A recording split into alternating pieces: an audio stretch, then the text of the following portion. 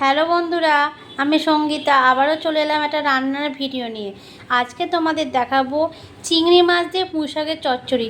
এখানে পুঁই শাকগুলো কেটে নিয়েছি আর কি আনাজ দিয়েছি তোমাদের দেখাচ্ছি। কচু, আলু, বেগুন আর কুমড়ো। চিংড়ি মাছগুলোকে আগে থেকে নুন হলুদ মাখিয়ে রেখেছি। শাকে চিংড়ি মাছগুলো দেবো। গ্যাস জ্বালিয়ে কড়াইতে তেল দিয়ে দিয়েছি। তেল গরম হয়ে গেছে, এবার চিংড়ি মাছগুলো দিয়ে দেবো।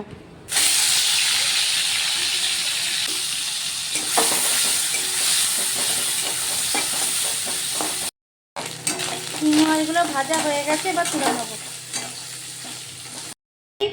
5 ফোড়ন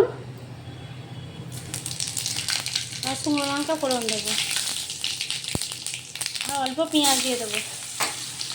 পেঁয়াজগুলো লাল লাল করে ভাজা হয়ে গেলে শাকের আনাজগুলো দিয়ে দেবো।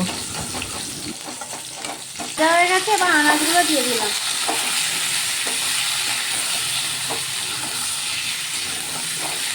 এর উপর হলুদ নুন দিয়ে দিয়েছি, দিয়ে ভাজবো।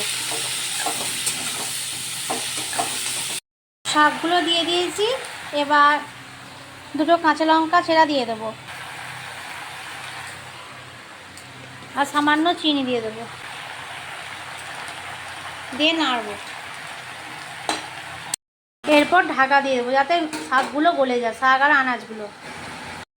শাক আর আনাজ ভালোভাবে গলে গেছে, আর একটু সামান্য চিনি দিয়ে দেবো, একটু শাকটা একটু মিষ্টি মিষ্টি যাতে হয়। এরপর চিংড়ি মাছগুলো ওপর থেকে দিয়ে দেবো, দিয়ে নেড়ে নেবো।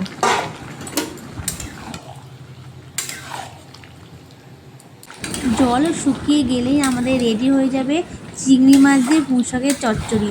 এটা খেতে খুবই ভালো লাগে গরম ভাতে।